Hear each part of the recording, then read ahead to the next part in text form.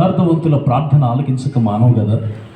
దయచేసి ఒక ఆత్మనైనా నాకు అనుగ్రహించు ప్రభువా, నేను బ్రతికాను అనడానికి ఉపయుక్తకరంగా ఒక ఆత్మనైనా నాకు అనుగ్రహించు ప్రభు అని ప్రార్థన చేస్తే, ఆ ప్రార్థన చేస్తున్నటువంటి టైంలో అబ్రహాం పరిస్థితి ఎలా ఉందంటే, అప్పటికే నాకు తెలిసినటువంటి వ్యక్తి అయినప్పటికీ, కాస్త బద్ధతో ఉన్నప్పటికీ కూడా వారి పరిస్థితి వారిది, మా పరిస్థితులు మాయి. ఎవరి పరిస్థితి వాళ్ళు.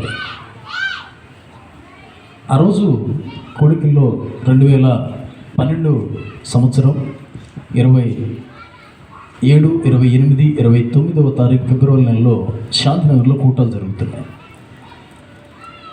ఆ 3 రోజులు ఉపవాస ప్రార్థన చేసుకుంటూ ప్రభువుని ఒక మాట అడిగాను, దేవా నీ చిత్తమైతే ఒక్క ఆత్మను అనుగ్రహించని చెప్పినని ప్రార్థన చేసుకొని వస్తూ ఉంటే